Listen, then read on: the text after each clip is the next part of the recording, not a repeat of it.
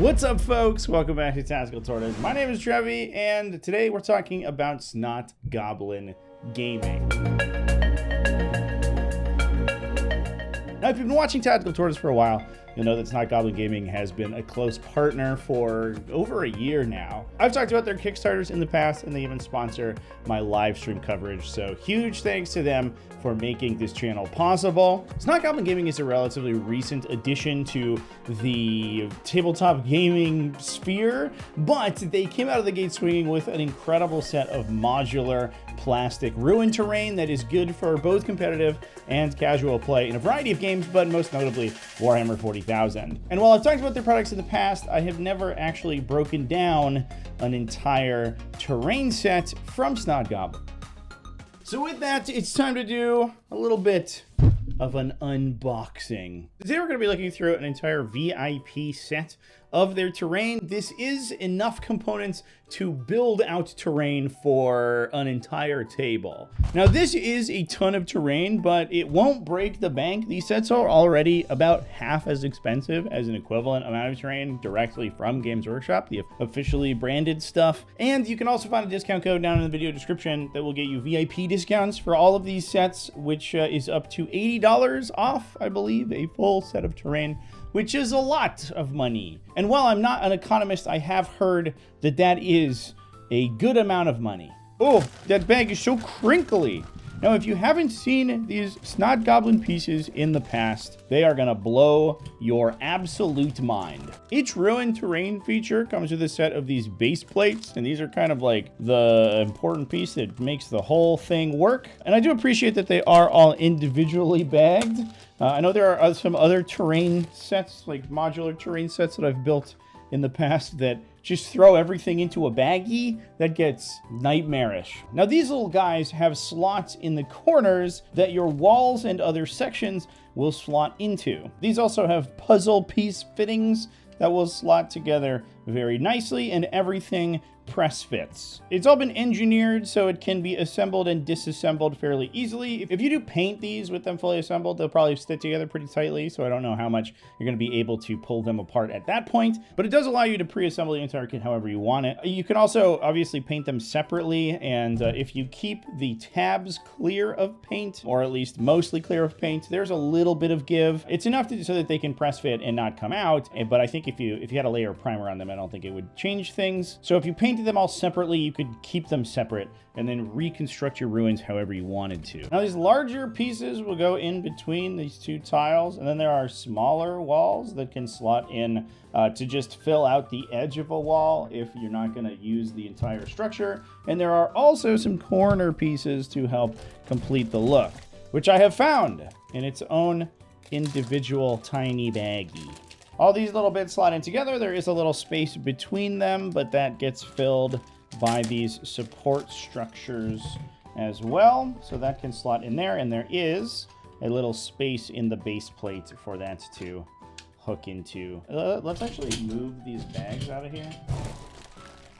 All right, we're cleaning up the play space a little bit. We'll build a classic Nova L. Now, the base here is basically just this. It's about a 2.5 inch strip.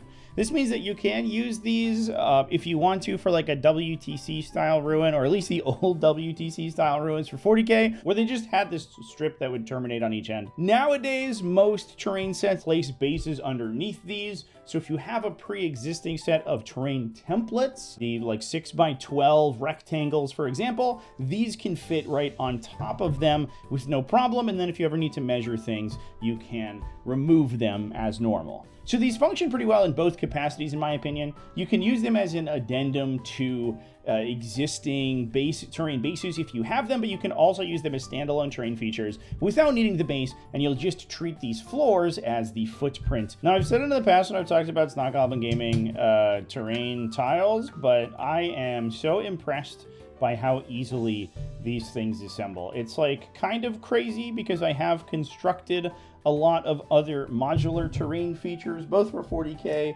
and for other miniature games like Breachstorm, and most of the time there is some level of fiddling involved where it gets a little bit obnoxious.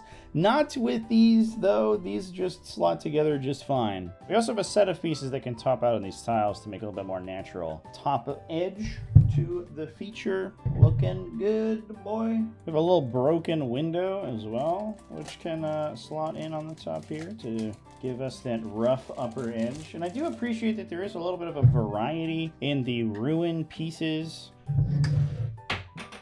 Doesn't want to be part of the video anymore. Prepare to rob petty cash from the houses of wealthy widowers because we're about to become a second story man. Our dream home is almost complete. We will have to raid the next bag in order to finish our set. Each of these bags, I believe, constitutes one half table set. The full sort of VIP full table is 2 of these plus an additional building. I believe that these each build essentially 3 of this. So you're gonna get enough to fill out most kind of US Open or WTC styles table layouts with just the one set. Some assembly required. And there we have it, our dream 40K ruin. It looks pretty nice, even unpainted. There are 2 faces. I didn't actually really pay attention to the orientation. One of them has little skulls and swords on it, very classic 40K. The other one's just sort of a bare brick face. So you can build whichever one inside or outside that you would like.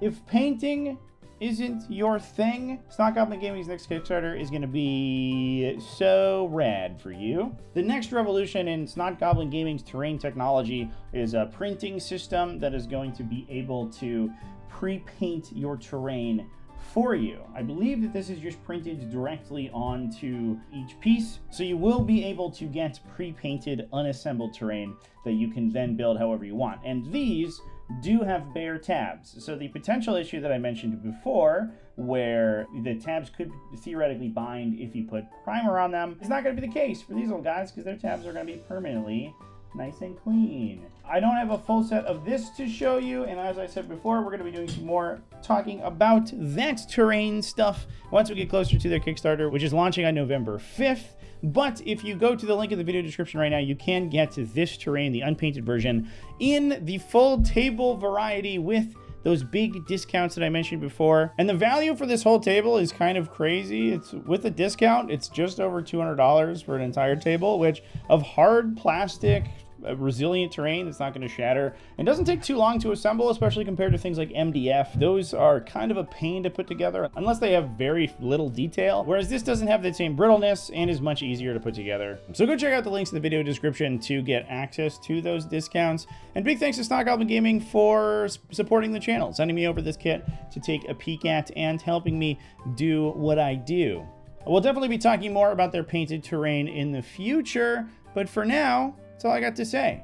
Remember to keep it classy, folks, and have happy wargaming.